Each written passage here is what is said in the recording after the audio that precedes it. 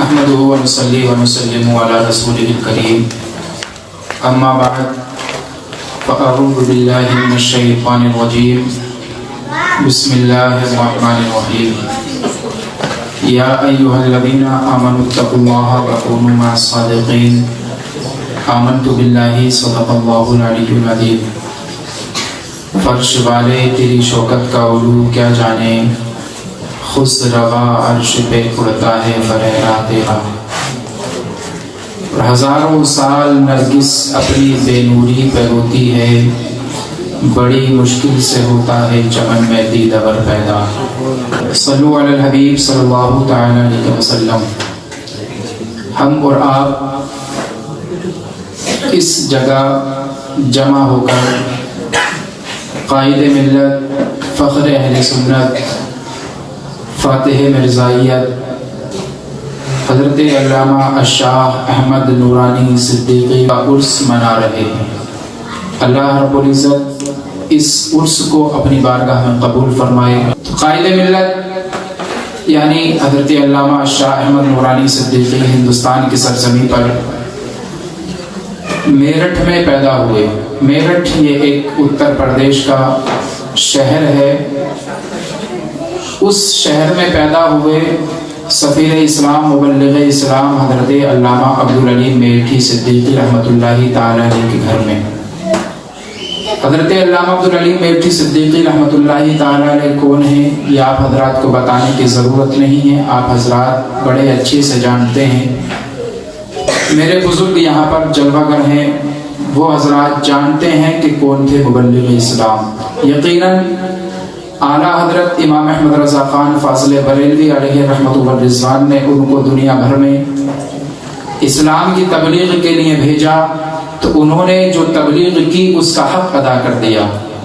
علماء کرام فرماتے ہیں کہ حضرت علامہ عبدالعلیم میرٹھی صدیقی نے اسلام کی تبلیغ ایسی تبلیغ کی متفقہ فیصلہ ہے کہ 50,000 لوگوں کو آپ نے کلمہ پڑھوایا۔ کتنے لوگوں کو؟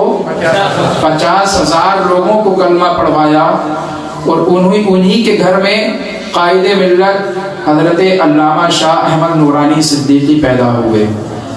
انہوں نے اپنے والد گرامی کے مشن کو آپ نے ختم نہیں کیا، بلکہ جو مشن آپ کے والد گرامی چھوڑ کر کے گئے بحسن خوبی حضرت قائد ملت نے اس کو نبھایا۔ آج حضرت علامہ شاہ احمد نورانی صدیقی کو کون نہیں جانتا؟ زمانہ جانتا ہے، علاقہ جانتا ہے، ورلڈ میں ان کا ایک نام ہے۔ اگر محفل میں ان کا نام لے لیا جائے تو لوگوں کے چہروں پر ان کے نام سے روشنی آ جاتی ہے، لوگوں کے چہروں پر نور آ جاتا ہے، اور ان کے نام کی خوشی ہمارے چہروں پر ٹپکنے لگتی ہے۔ کیوں؟ انہوں نے ایسا کام کیا۔ اللہ نے دنیا بھر میں بہت سے علماء کرام کو بھیجا، بہت سے اولیاء کرام کو بھیجا، صدیقین کو بھیجا، شہداء کو بھیجا، بہت سے لوگوں نے آ کر کے تبلیغ کی، لیکن جس طرح تبلیغ کرنے کا کام حضرت علامہ شاہ احمد نورانی نے کیا وہ ایک الگ طرح کا کام ہے۔ وہ ایک مسلمانوں کی ایسی پاور تھے، علماء اہل سنت کی ایسی پاور تھے کہ ہزاروں لوگ مل کر کے جو کام کیا کرتے ہیں، کچھ سوسائٹیز جو مل کر کے کام کیا کرتی ہیں، حضرت علامہ شاہ احمد نورانی نے تنہا وہ کام کر دیا جو ہزاروں لوگ کام نہ کر سکے۔ آج ان کا دین پھیلایا ہوا دنیا بھر میں مانا جا رہا ہے، لوگ اس پر کلمہ پڑھ رہے ہیں۔ اور یہ تو موریشس ہے۔ موریشس والوں، آپ پر تو اللہ رب العزت کا خاص فضل و کرم ہے کہ اللہ رب العزت نے آپ حضرات کے درمیان ایسے علماء کرام کو بھیجا جو صرف علماء نہیں تھے بلکہ ولی بھی تھے۔ پہلے علامہ عبدالعلیم میرٹھی صدیقی آئے، علامہ شاہ احمد نورانی صدیقی آئے، اس کے بعد علامہ ابراہیم خوشتر صدیقی آئے، جنہوں نے آنے کے بعد ہمارے دلوں میں ایمان کو روشن کر دیا۔ آج انہی کے بتائے سے آپ اور ہم اس دین کو مان رہے ہیں، صحیح طریقے سے سمجھ رہے ہیں۔ اللہ رب العزت ان تینوں حضرات کی قبروں پر رحمت و انوار کی بارشیں عطا فرمائے، اور علامہ عبدالعلیم میرٹھی صدیقی کو جنہوں نے بھیجا ان کو بھی ہم اور آپ جانتے ہیں، وہ سیدی سرکار امام احمد رضا خان فاضل بریلوی علیہ رحمت و رضوان ہیں کہ جنہوں نے حضرت علامہ عبدالعلیم میٹھی صدیقی کو صرف اپنا خلیفہ نہیں بنایا بلکہ ان کو اپنا بیٹا بھی کہا، سینے سے لگایا، گلے لگایا، ان کو اپنا جبہ بھی عطا فرمایا اور دنیا بھر میں بھیجا۔ تو ابھی میں نے آپ کو بتایا کہ انہوں نے 50,000 لوگوں کو کلمہ پڑھوایا۔ حضرت علامہ شاہ احمد نورانی صدیقی نے بہت سے کام انجام دیے، جو سب سے بڑا کام ہے وہ یہ ہے کہ قادیانیت کو پاکستان کے دستور کے مطابق، پاکستان کے قانون کے مطابق کافر قرار دیا۔ اس میں اہم رول حضرت علامہ شاہ احمد نورانی صدیقی کا تھا۔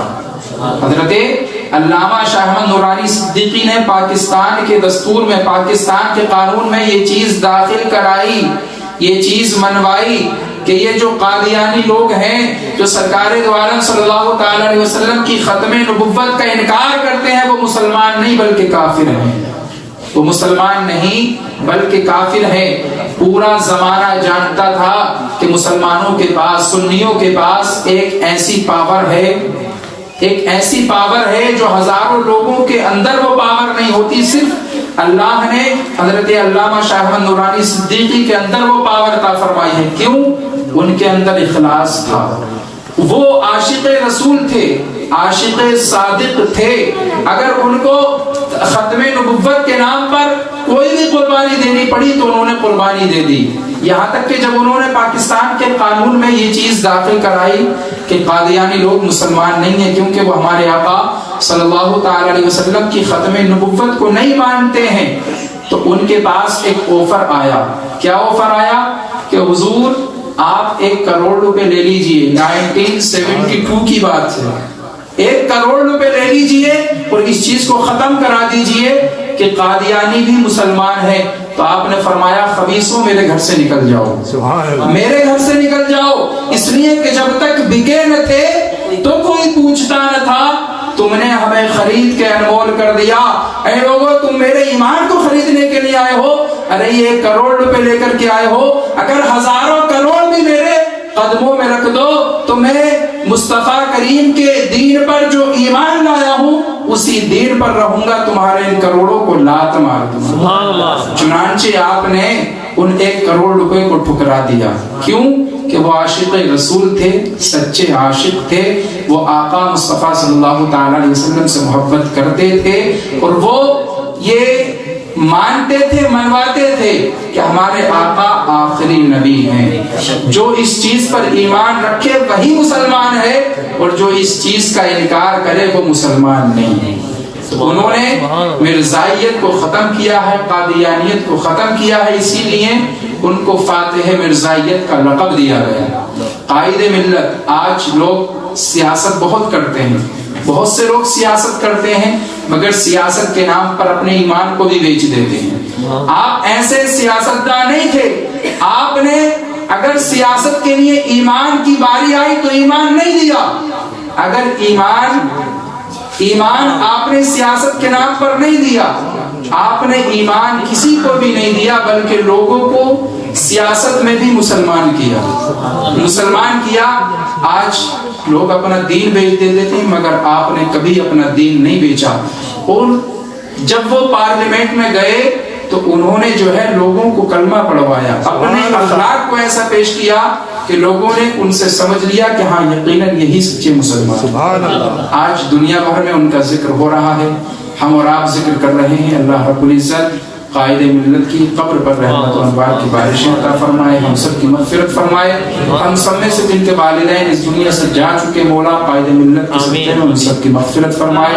اللهم ربنا آتنا في الدنيا حسنة وفي الآخرة حسنة وقنا عذاب النار۔ الہی فرما مصطفیٰ کے واسطے یا رسول اللہ کرم کیجئے، خدا کے واسطے مشکلیں حل کر شہ مشکل کشا کے واسطے، کربلا رد شہید کربلا کے واسطے، قادری کر قادری رد قادریوں میں اٹھا، قادر عبد القادری قدرت نما کے واسطے، کر عطا احمد رضا احمد مرسل ہمیں میرے آقا سیدی احمد رضا کے واسطے، مولا اس محفل کی برکتوں سے ہم سب کی مغفرت فرما، ہم سب کو مولا مرنے سے پہلے گنبد خضرا کی زیارت عطا فرما مولا تبارک و تعالی ہم سب کا خاتمہ ایمان کے ساتھ عطا فرما ہم سب کو جہنم سے آزاد فرما ہم سبھی کے ناموں کو مولا جنتی ناموں میں شمار فرما سب کے ایمانوں کو محفوظ فرما ہم سب کو سرکار اعلیٰ حضرت رضی اللہ تعالیٰ کے بتائے ہوئے دین پر صحیح طریقے سے چلنے کی توفیق عطا فرما ہم سب کو مسلک اعلیٰ حضرت پر قائم و دائم رہنے کی توفیق عطا فرما مسلک اعلیٰ حضرت کی ترجمانی کرنے کی توفیق عطا فرما ہم سب کو علم نافع عطا فرما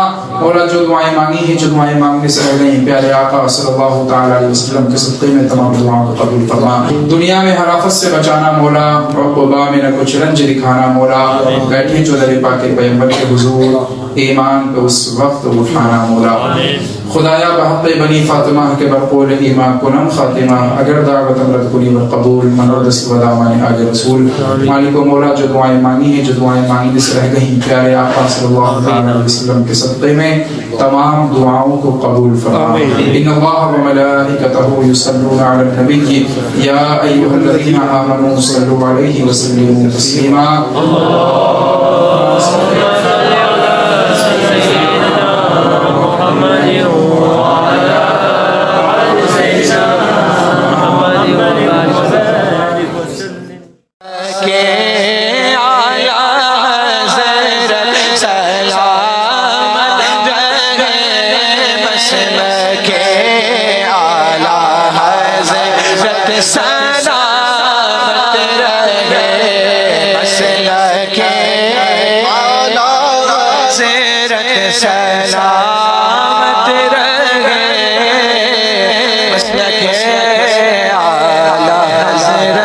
سلامت رہے